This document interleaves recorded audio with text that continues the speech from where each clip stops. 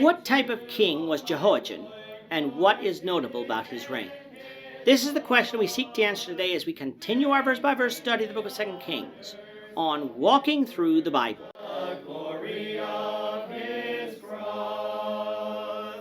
Today we're going to be discussing 2 Kings chapter 24, verses 8 to 20. But before we do that, let's read the passage. If you have a Bible with you, turn to 2 Kings chapter 24, verse 8. But if you don't have a Bible, don't worry. Just follow along with us on the screen. The version that we'll be reading from is the New King James Version. So 2 Kings chapter 24, beginning at verse 8. Jehoiachin was 18 years old when he became king, and he reigned in Jerusalem 3 months. His mother's name was Nehushta, the daughter of Elnathan of Jerusalem. And he did evil in the sight of the Lord, according to all that his father had done. At that time the servants of Nebuchadnezzar, king of Babylon, came up against Jerusalem, and the city was besieged. And Nebuchadnezzar, king of Babylon, came against the city, as his servants were besieging it. Then Jehoiachin, king of Judah, his mother, his servants, his princes, and his officers went out to the king of Babylon, and the king of Babylon, in the 8th year of his reign, took him prisoner. And he carried out from there all the treasures of the house of the Lord, and the treasures of the king's house. And he cut in pieces all the articles of gold which Solomon king of Israel had made in the temple of the Lord, as the Lord had said. Also he carried into captivity all Jerusalem, all the captains, and all the mighty men of valor, 10,000 captives, and all the craftsmen and smiths. None remained except the poorest people of the land. And he carried Jehoiachin captive to Babylon. The king's mother, the king's wives, his officers, and the mighty of the land he carried into captivity from Jerusalem to Babylon.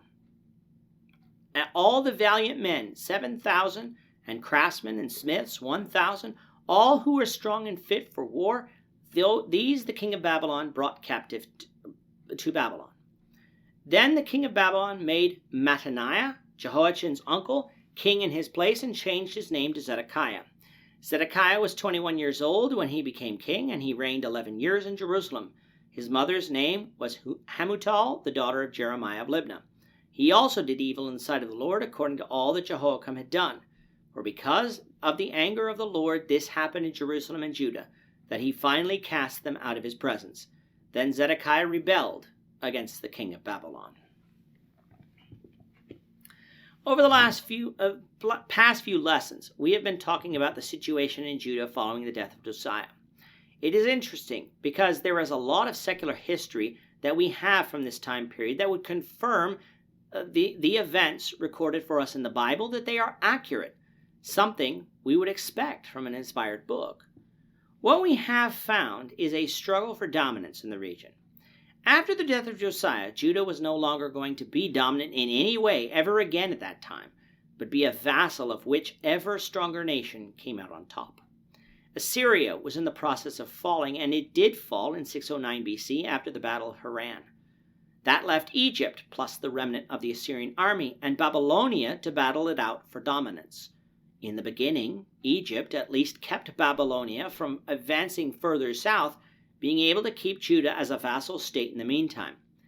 Pharaoh Necho had installed Jehoiakim, the son of Josiah, as king of Jerusalem in place of his brother Jehoahaz, who had reigned for 3 months following Josiah's death.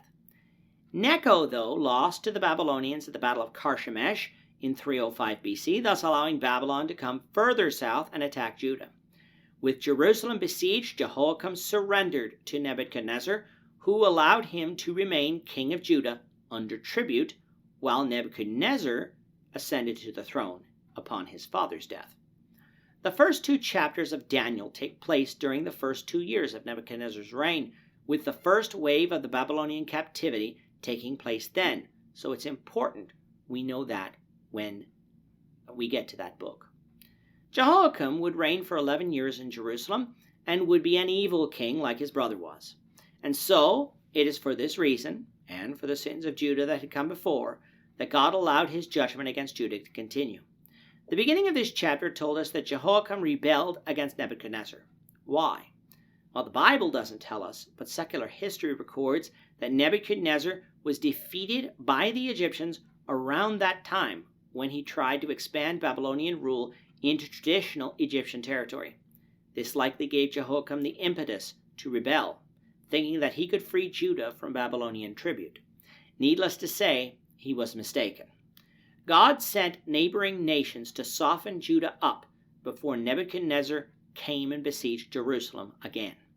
This occurred in about 597 BC and is also recorded in the Nebuchadnezzar Chronicle, housed at the British Museum in London.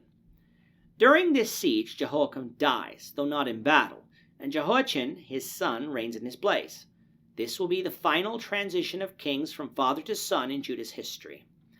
Verse 8 tells us that Jehoiachin was 18 years old when he became king, and he reigned for 3 months in Jerusalem. On our timeline now, we're going to shift it up so that we can best show the events that are about to come. Jehoiachin did evil in the sight of the Lord, just as his father had done, and so God's judgment continued. Now, why was his reign so short? Well, just like it was with his uncle Jehoahaz, Judah was defeated, and the victors, in this case Nebuchadnezzar, installed his own king. As he chose to do this instead of as he had done with Jehoiakim after defeating him, is not certain. But it is likely had to do with him having more confidence that Zedekiah wouldn't rebel against him, and so he simply chose to carry off the now surrendering Jehoiachin and his family to Babylon. Going with him was also the royal court, the mighty men of valor, as well as the craftsmen and the smiths. Only the poorest people of Jerusalem remained. This represents the second wave of the Babylonian captivity. Besides the people, Nebuchadnezzar also stripped the temple of any treasures that it had and carried it away to Babylon. We will see some of these articles again mentioned in Daniel chapter 5 as it concerns Belshazzar's feast about 60 years later. Nebuchadnezzar did the same to the king's house, leaving the next king with much less wealth of which to barter for security from neighboring nations. That Jehoiachin wasn't killed, though, even for treason, does show us the providence of God was at work. How so? Well, remember, God still had promised David that the Messiah would come through his seed.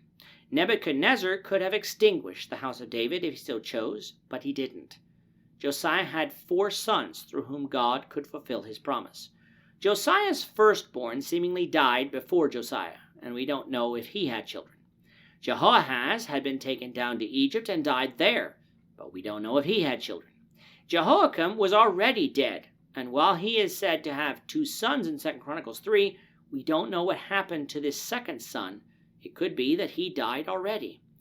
Zedekiah will have all his sons killed off before taken off into captivity. This leaves God with Jehoiachin to carry on the kingly line through David, something that the end of chapter 25 will confirm is actually what happens. And if you read through the genealogies of Jesus in Matthew chapter 1, you'll find that Jehoiakim is skipped, but Jehoiachin, recorded there as Jeconiah, is not, showing us that God did fulfill his promise to David, even in troublesome times. In Jehoiachin's place, Nebuchadnezzar installed Zedekiah, Jehoiachin's uncle, as king over a now greatly weakened Judah and Jerusalem. He would reign for 11 years and would do evil in the sight of the Lord, just as Jehoiakim had done. His 11-year reign brings our timeline down to about 586 BC. Zedekiah's reign would mean that all 3 of Josiah's surviving sons at Josiah's death would sit on the throne, though none of them, because of their evil ways, would enjoy their reigns, as God spent the entire period bringing judgment upon Judah for their sins. The chapter concludes by saying that unlike what Nebuchadnezzar wanted, Zedekiah did in fact rebel against him. But since the results of that will be recorded for us in chapter 25, we'll save further comment on that until then. With that, our time is up for today. The Lord willing, we hope you'll join us for tomorrow's discussion of 2 Kings chapter 25, verses 1 to 7, as we continue our walk through the Bible, one verse at a time. Thank you for watching today's episode. We hope that you found it edifying and ask that you not only subscribe to our channel and podcast, but that you like and share this episode among your friends, so that the saving gospel of Jesus Christ can go out to the whole world.